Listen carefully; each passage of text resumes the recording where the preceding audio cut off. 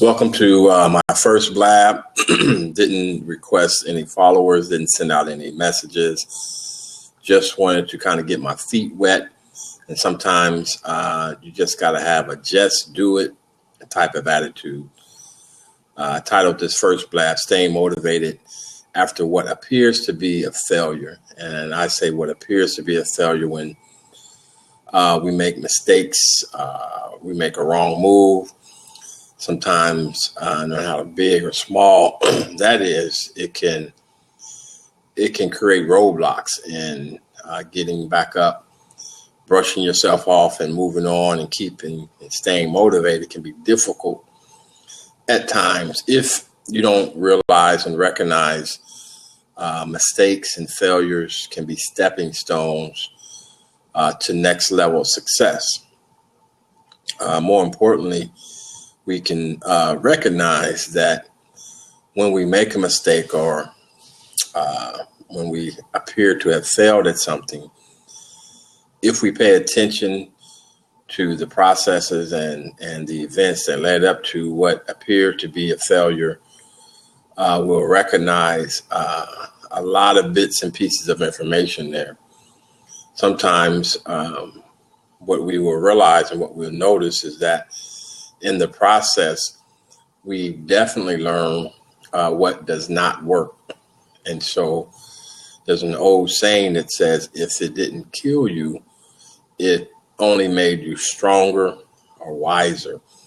And you have to be able to recognize what happened in the processes that led up to what appeared to be a failure. And then you'll realize it's not a failure at all. It was just a learning experience. It becomes an experience that gives you greater knowledge and greater wisdom that you can apply on your next go.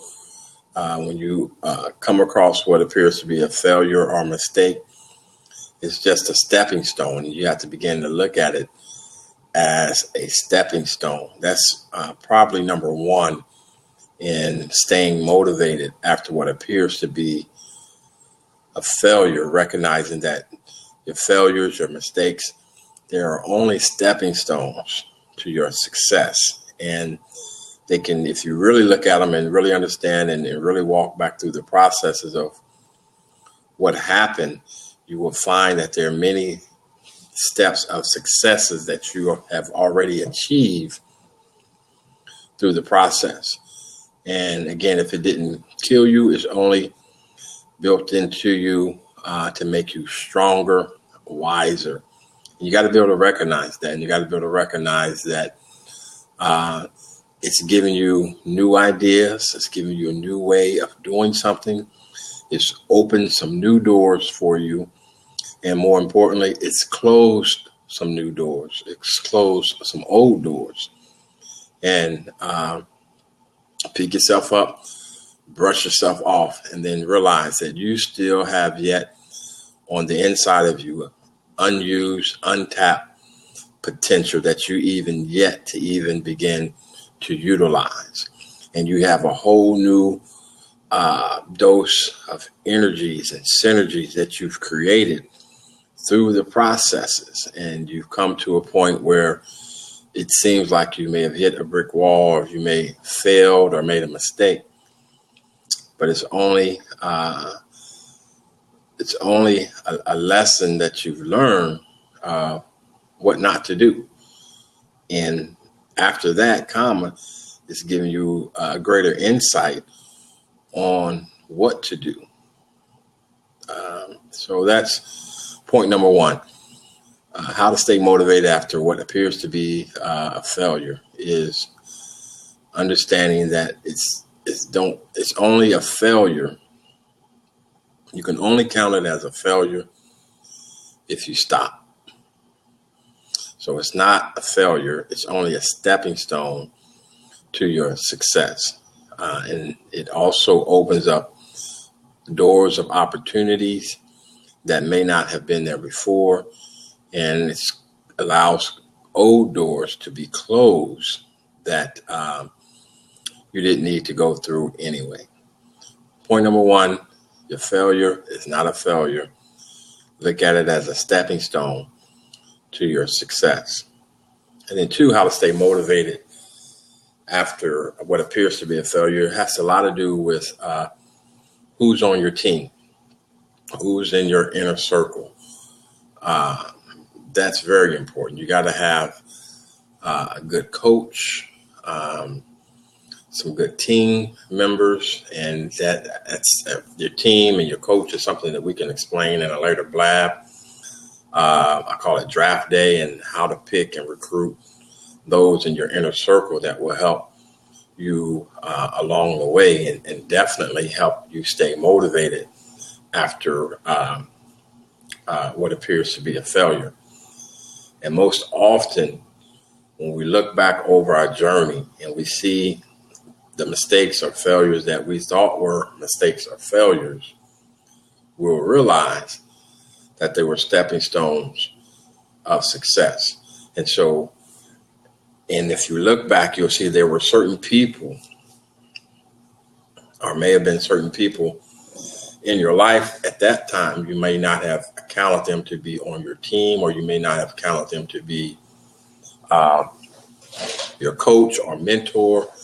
But in a sense, by definition, if you really laid it out, that's who they were. Whether it was the guy you rode the bus with, you go to the same coffee shop, the lady behind the counter, your coworker, anybody, your pastor, a church member, family member, friend, just somebody that you could always have that conversation with. And after every time you had that conversation, you felt energized, you felt uplifted. And then there's various different people throughout your life that if you took a personal inventory, you would realize that there is a certain group of people that you have in your inner circle.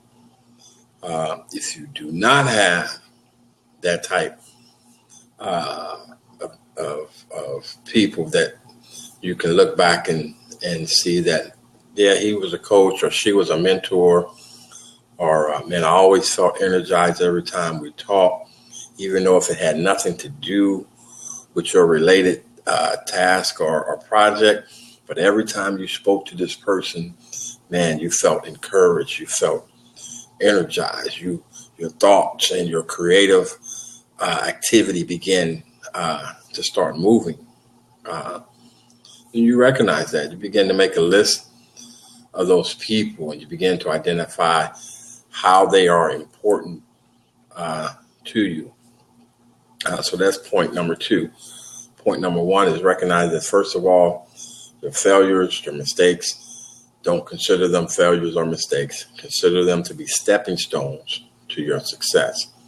And point number two, in staying motivated after what appears to be a failure, is surrounding yourself with your inner circle of friends or coworkers or business partners or family that brings energy to you, that feeds you encouragement, that can sit down if you choose to go over your particular project. This is where your coach would come in. You would talk to your coach about the plays that didn't work. You would talk to your coach about some new plays. You would talk to your coach about some different things to try.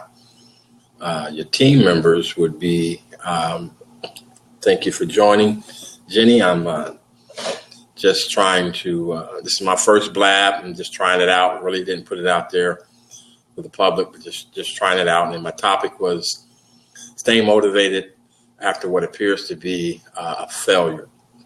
And I don't consider them to be failures. What I'm considering them to be, or what I call them, is they're stepping stones.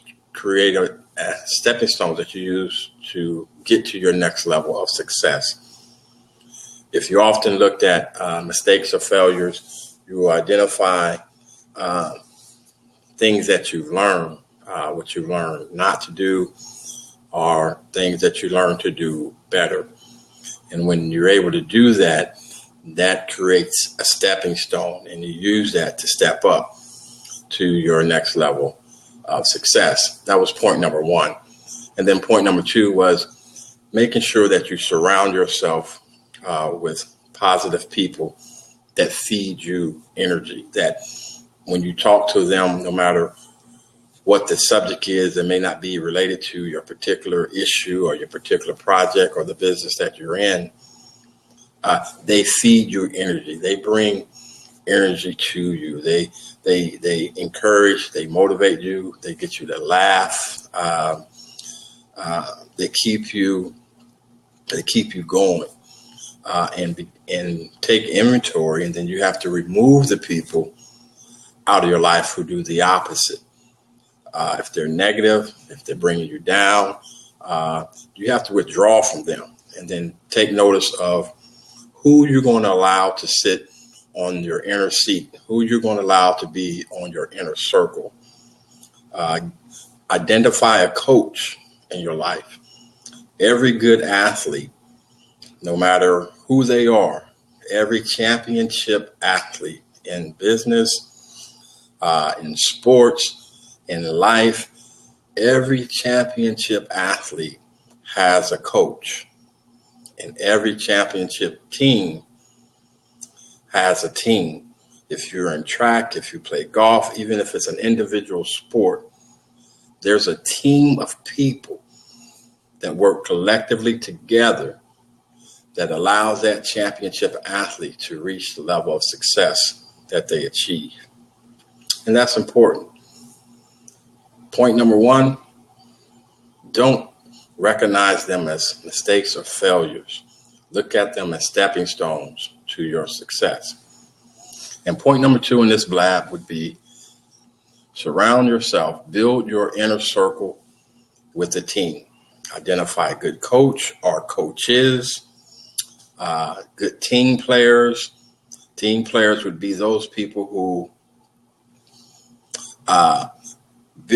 who are strong in your areas of weakness. The role player, the team players in your team, in your immediate circle, the people that you want on your team would be people that are strong in your areas of weakness. And that's very, very important.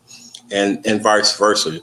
You should be strong in your team members' areas of weakness. So when y'all come together, there are no weak points. You cover their weaknesses and they cover your weaknesses, and you work together and operate as a team.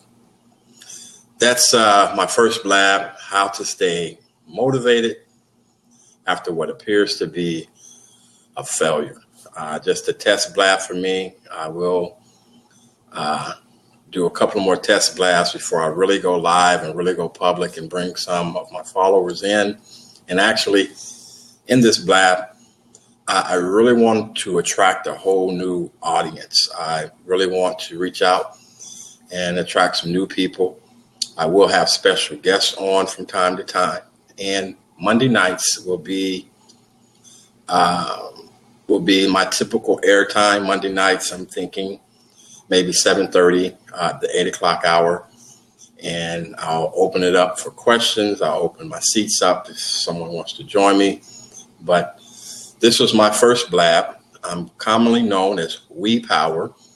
My organization is We Power, and we believe that one person's passion can be the solution to another person's problem. So our goal here at We Power is to expose as many passions in the world as possible. And in doing so, we will also expose the solutions. We Power. We Power, meaning not one, but us working together can do more than one individual working alone, because we operate off of that principle. I bring you in because you cover a weakness in me, and you bring me in because I cover a weakness in you. This is it, my first blab, staying motivated after what appears to be a failure. Jenny, if you have any questions, feel free to ask. Outside of that, this is it.